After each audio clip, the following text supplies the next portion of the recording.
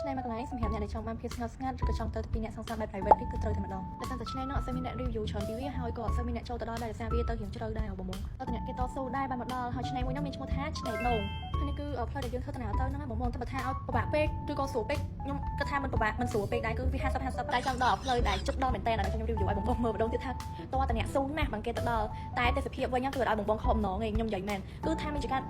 ចេញមកគឺ fresh បែបព្រៃភ្នំឬក៏ឃើញបែបស្រែចម្ការឃើញអីអញ្ចឹងណាជីទៅគឺខ្ញុំជីកាត់ដូចជាវាដូចជា47ហ្នឹងហើយជីមកដល់កន្លែងនេះគឺប្រេះភ្នែកខ្លាំងមែនតើដោយសារតែឃើញភ្នំដូងតែម្ដងភ្នំហ្នឹងគេហៅភ្នំដូងអញ្ចឹងតែខ្ញុំដូចជាមិនច្បាស់ដែរបើសិនជាខុសអីកុំប្រកាន់ណាអ្នកដែលគាត់ចូលចិត្តទេសភាពបែបហ្នឹងដូចខ្ញុំគឺមកគឺអត់ខុសបំណងតែម្ដងខ្ញុំរ៉េតឲ្យ10 លើ 10 ហ្មងទាំងទេសភាពតាមផ្លូវទាំងទៅដល់កន្លែងឆ្នេរដូងនឹងតហ្មងហើយមួយទៀតខ្ញុំភ្លេចប្រាប់បងបាច់ចាំភ័យណាថាចូលទៅដល់នោះអត់មានកន្លែងគេលួចឲ្យដោយសារខ្ញុំថតនេះទៅគឺអត់សូវមានផ្ទះប្រជាជនទេត្រូវតែដល់ពេលចូលទៅក្នុងទៅក៏មានផ្ទះមួយដែរហើយផ្ទះអ៊ំស្រីម្នាក់នេះក៏មានលក់គ្រឿងសមុទ្រហើយក៏គាត់ធ្វើឲ្យយើងមកស្រែកដែរគាត់ចំអិនឲ្យយើងឲ្យហើយហ្មងណាផ្លូវនេះគឺផ្លូវចិត្តដល់មែនតើគឺវាជាការវេទនាតែម្ដងមើលផ្លូវគឺសិតតែគ្រូហើយនឹងថ្មហ្មងគឺបាក់ជិះខ្លាំងមែនតើបើអ្នកម៉ូតូគេទៀមមើលគឺកៅតែម្ដង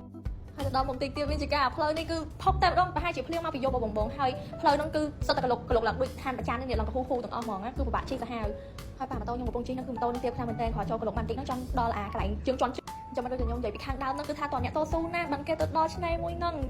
តែនេះមកដល់ហើយសម្រាប់គេមានអីអែមម្យ៉ាងដែរតាទាំងស្ងប់ស្ងាត់និយាយរួមលើតែសលេងឆ្នេរសមុទ្របក់មកល្វើយគឺមានការកេងលក់ឡើងរាប់មកអត់មានដឹងខ្លួនទេខ្ញុំដាក់សលេងឲ្យបងស្ដាប់ថាតើវា fresh ប៉ុណ្ណានៅពេលដែលបានស្ដាប់សលេងសមុទ្រផងសលេងខ្យល់ផងហើយកេងមានការលក់ស្រួបដោយ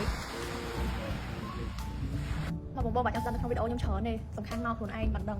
ចឹងបងកុំភ្លេចនាំគ្នាមកលេងឲ្យច្រើនផងដើម្បីឲ្យឆ្នេរមួយហ្នឹងកាន់តែល្បីហើយនឹងមានមនុស្សមកច្រើនបាយបាយ